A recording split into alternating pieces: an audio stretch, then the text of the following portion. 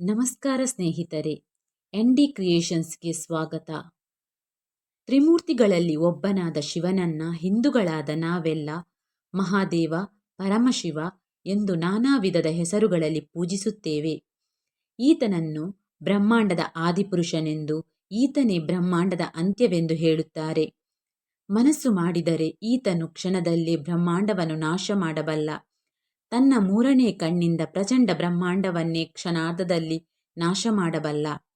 ಈತನನ್ನು ಭಕ್ತಪ್ರಿಯನೆಂದು, ಶಂಭೋ ಶಂಕರನೆಂದು ಕರೆಯುತ್ತಾರೆ.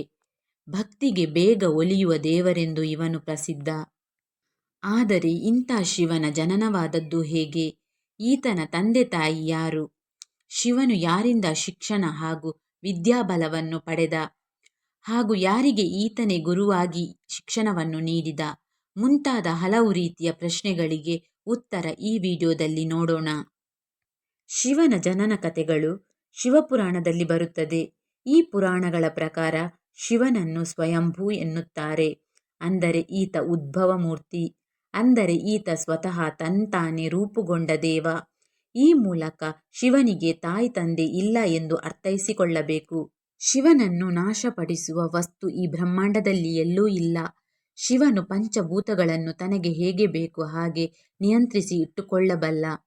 ಇದರಿಂದಾಗಿ ಶಿವನಿಗೆ ಮೃತ್ಯುವಿನ ಭಯವೇ ಇಲ್ಲ. ಅದರಿಂದಾಗಿಯೇ ಆತನನ್ನು ಮೃತ್ಯುಂಜಯ ಎನ್ನುತ್ತಾರೆ. ಶಿವನಿಗೆ ಸಾವೇ ಇಲ್ಲ.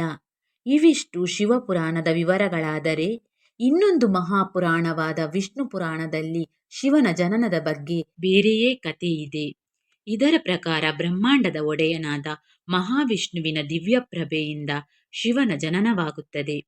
ಇದರ ಪ್ರಕಾರ ಬ್ರಹ್ಮದೇವ ಸೃಷ್ಟಿಯಾದನಂತೆ. ಆದರೆ ಶಿವಪುರಾಣದಲ್ಲಿ ವಿಷ್ಣುವಿನ ಜನನದ ಕುರಿತು ಬೇರೆಯೇ ಕಥೆ ಇದೆ.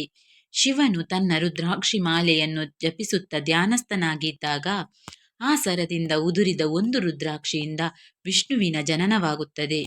ಇವೆಲ್ಲವನ್ನು ಸಹ ನೀವು ಗಮನಿಸಿದ್ದೇ ಆದರೆ ಶಿವಪುರಾಣ ಹಾಗೂ ವಿಷ್ಣು ಪುರಾಣ ಭಿನ್ನವಾಗಿಯೂ ಪರಸ್ಪರ ವ್ಯತಿರಿಕ್ತವಾಗಿರುವುದು ಕಂಡುಬರುತ್ತದೆ. ಇವೆಲ್ಲವೂ ಅಲ್ಲದೆ ಶಿವನ ಜನನದ ಕುರಿತು ಅನೇಕ ಕಥೆಗಳಿವೆ. ಅದರಲ್ಲಿ ತೀರ ಸಾಮಾನ್ಯವಾದ ಕಥೆಯೊಂದು ಇದೆ. ಈ ಕಥೆ ಮನೆಯಲ್ಲಿ ಎಲ್ಲರೂ ಸಹ ನಿಮ್ಮ ಹಿರಿಯರಿಂದ ಕೇಳಲ್ಪಟ್ಟಿರುತ್ತೀರಿ. ಅದೇನೆಂದರೆ, ಎಷ್ಟೋ ಕಾಲದ ಹಿಂದೆ ವಿಷ್ಣುವಿಗೂ ಹಾಗೂ ಬ್ರಹ್ಮನಿಗೂ ಬ್ರಹ್ಮಾಂಡದಲ್ಲಿ ಯಾರು ದೊಡ್ಡವರು, ಅವರಿಬ್ಬರಿಗೂ ತಮಗೆ ತಾವೇ ಬಲಶಾಲಿ ಎಂದು ಪೈಪೋಟಿಯೇ ನಡೆಯುತ್ತಿತ್ತು. ಆಗ ಅವರ ಮುಂದೆ ತೇಜೋವಂತ ಸ್ತಂಭವೊಂದು ಪ್ರತ್ಯಕ್ಷವಾಗುತ್ತದೆ. ಅದರ ಪ್ರಭೆಯಲ್ಲಿ ಸುತ್ತಲೂ ಅವರಿಗೆ ಏನೂ ಕಾಣಿಸುವುದಿಲ್ಲ. ವಿಷ್ಣು ಹಾಗೂ ಬ್ರಹ್ಮದೇವನಿಗೆ ಅಲ್ಲಿ ಏನು ನಡೆಯುತ್ತಿದೆ ಅನ್ನೋದು ಅರ್ಥವಾಗುವುದಿಲ್ಲ. ಹೀಗಿರುವಾಗ ಆ ದಿವ್ಯ ಸ್ತಂಭದಿಂದ ಒಂದು ಅಶರೀರ ವಾಣಿಯು ಹೀಗೆ ಕೇಳುತ್ತಿದೆ: ಈ ಕಂಬದ ಅಂತ್ಯವನ್ನು ಮೊದಲು ಯಾರು ತಲುಪುತ್ತಾರೋ ಅವರೇ ಬಲಶಾಲಿಗಳು ಎಂದು ಶರೀರವಾಣಿಯು ಹೇಳುತ್ತದೆ. ಆ ಧ್ವನಿಯು ಕೇಳುತ್ತದೆ: ಕಂಬದ ಅಂತ್ಯವನ್ನು ಯಾರು ತಲುಪಲು ಪ್ರಯತ್ನಿಸುತ್ತಾರೆ? ಕೂಡಲೇ ಬ್ರಹ್ಮದೇವನು ತಾನೊಂದು ಗಿಡುಗವಾಗಿ ಹಾರುತ್ತಾ ಮೇಲೆ ಕಂಬದ ಅಂತ್ಯವನ್ನು ತಲುಪಲು ಯತ್ನಿಸುತ್ತಾನೆ. ಇತ್ತ ವಿಷ್ಣುವು ಸಹ ವರಹಸ್ವಾಮಿ ರೂಪ ತಾಳಿ ಕಂಬದ ಕೆಳಗಿನ ಅಂತ್ಯವನ್ನು ತಲುಪಲು ಯತ್ನಿಸುತ್ತಾನೆ. ಆದರೆ ಎಷ್ಟು ಮೇಲಕ್ಕೆ ಎಷ್ಟು ಕೆಳಕ್ಕೆ ಹೋದರೂ ಆ ದಿವ್ಯ ಸ್ತಂಭದ ಅಂತ್ಯ ಅವರಿಗೆ ಸಿಗುವುದೇ ಇಲ್ಲ. ಆಗ ಆ ದಿವ್ಯ ಸ್ತಂಭ ಮಾಯವಾಗಿ ಅಲ್ಲಿ ಶಿವನು ಪ್ರತ್ಯಕ್ಷವಾಗುತ್ತಾನೆ. ಆಗ ವಿಷ್ಣು ಹಾಗೂ ಬ್ರಹ್ಮದೇವನು ಶಿವನ ಪಾದದ ಹತ್ತಿರ ಕುಬ್ಜರಾಗಿ ನಿಂತಿರುತ್ತಾರೆ. ಇದರಿಂದಾಗಿ ಇಡೀ ಬ್ರಹ್ಮಾಂಡದಲ್ಲಿ ಮಹಾಶಕ್ತಿವಂತನು ಸಾಕ್ಷಾತ್ ಶಂಕರನೆಂದು ಅವರಿಗೆ ಅರ್ಥವಾಗುತ್ತದೆ. ಆಗ ಶಿವನಿಗೆ ಮಿಗಿಲಾದ ಇನ್ನೊಂದು ಶಕ್ತಿ ಇಲ್ಲ ಎಂದು ಇಬ್ಬರು ಒಮ್ಮತಕ್ಕೆ ಬರುತ್ತಾರೆ. ಇನ್ನೊಂದು ಕಥೆಯ ಪ್ರಕಾರ ಬ್ರಹ್ಮದೇವನೇ ಶಿವನ ತಂದೆಯೆಂದು ವಿಷ್ಣು ಪುರಾಣದಲ್ಲಿ ಬರುತ್ತದೆ. ಇಡೀ ಬ್ರಹ್ಮಾಂಡವೇ ನೀರಿನಲ್ಲಿ ಮುಳುಗಿದ್ದು ಆ ನೀರಿನ ಮೇಲೆ ಮಹಾವಿಷ್ಣುವು ತೇಲುತ್ತಾ ಮಲಗಿದ್ದ.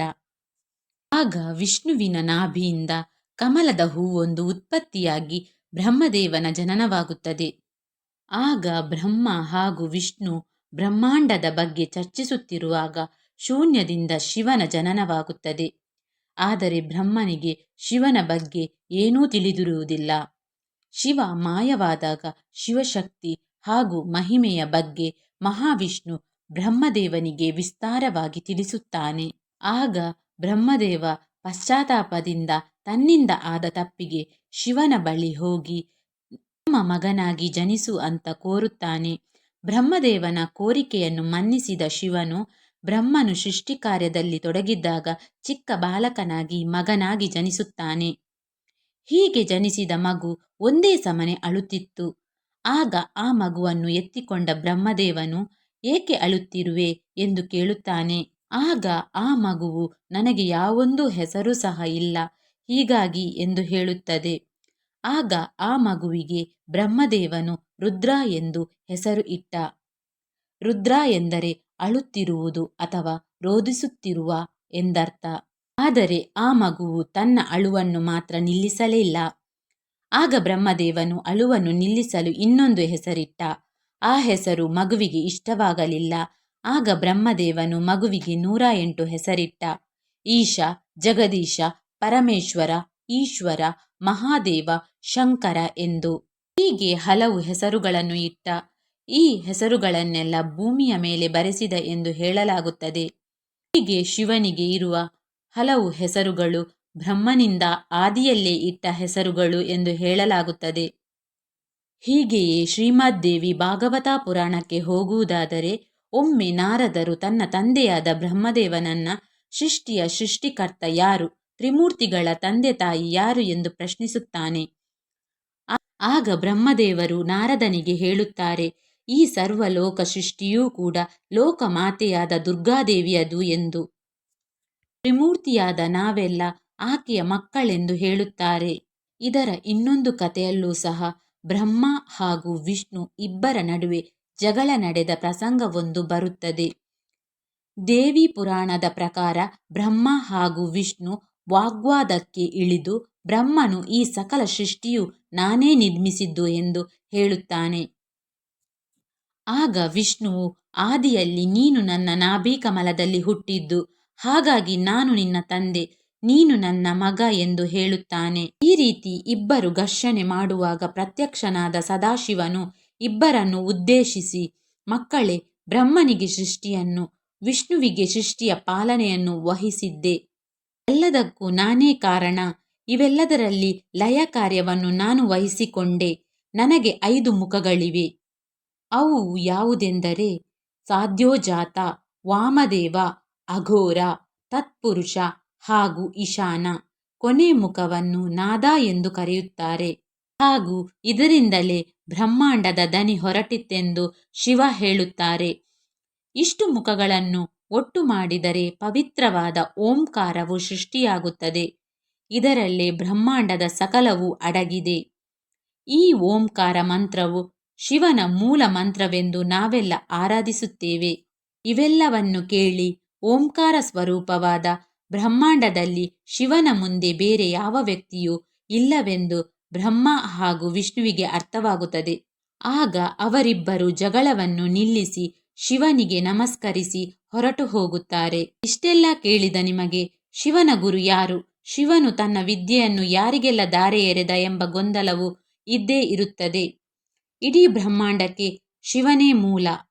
ಶಿವ ಹಾಗೂ ಬ್ರಹ್ಮ ಈ ಸೃಷ್ಟಿಯ ಕಾರ್ಯ ಮಾಡಿದ್ದರಿಂದ ಇವರಿಬ್ಬರೂ ಸಹ ಬ್ರಹ್ಮಾಂಡದ ಗುರುಗಳು ಎಂದು ಹೇಳಬಹುದು.